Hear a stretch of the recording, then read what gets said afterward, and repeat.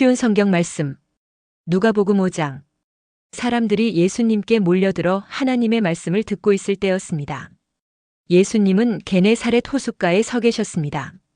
예수님께서 호숫가에 배 두 척이 놓여 있는 것을 보셨습니다. 어부들은 배에서 내려 그물을 싣고 있었습니다. 예수님께서 그중 하나인 시몬의 배에 오르셨습니다.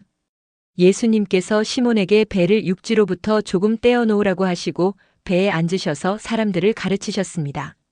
말씀을 다 마치시고 예수님께서 시몬에게 말씀하셨습니다. 깊은 데로 가서 그물을 내려 고기를 잡으라. 시몬이 대답하였습니다. 선생님, 우리가 밤새도록 수고하였지만 아무것도 잡지 못했습니다.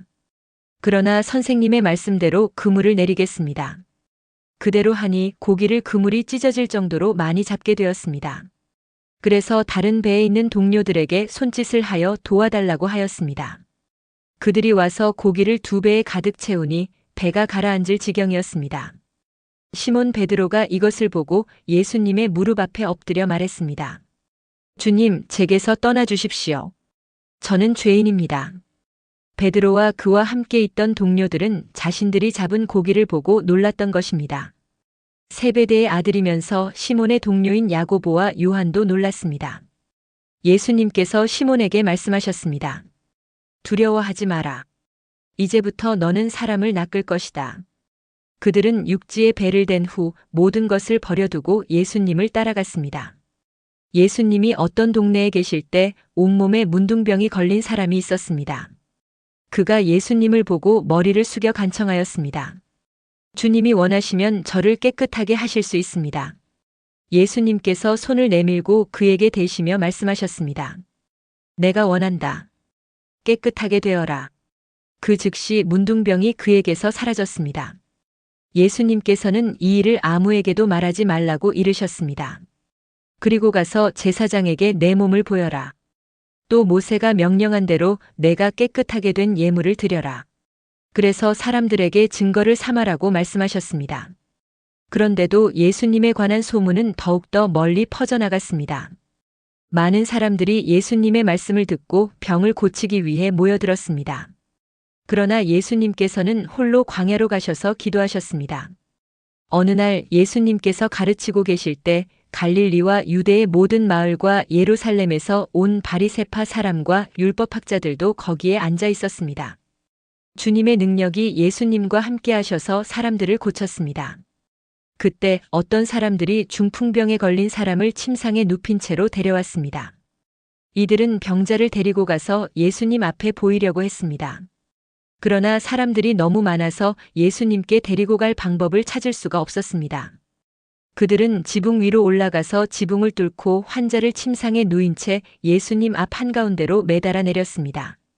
그들의 믿음을 보시고 예수님께서 환자에게 말씀하셨습니다. 친구여, 내 죄가 용서받았다. 율법학자들과 바리새파 사람들이 속으로 생각하기 시작했습니다. 이 사람이 누구인데 하나님을 모독하는가?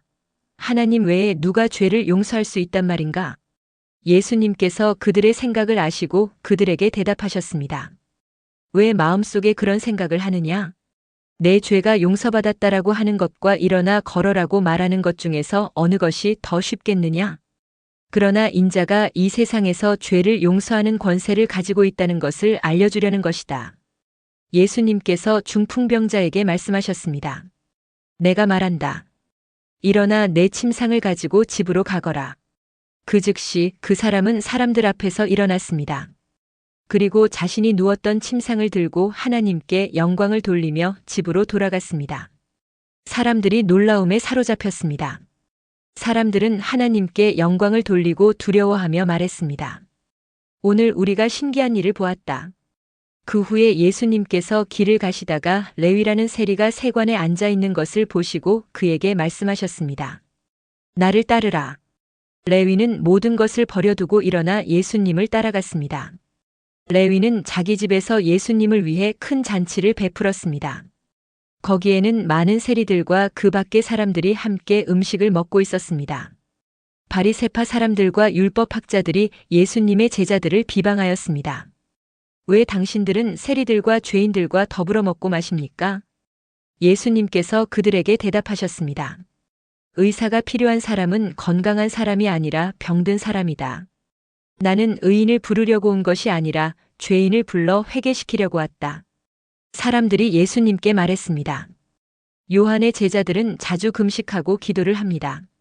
바리새파 사람들도 이같이 합니다.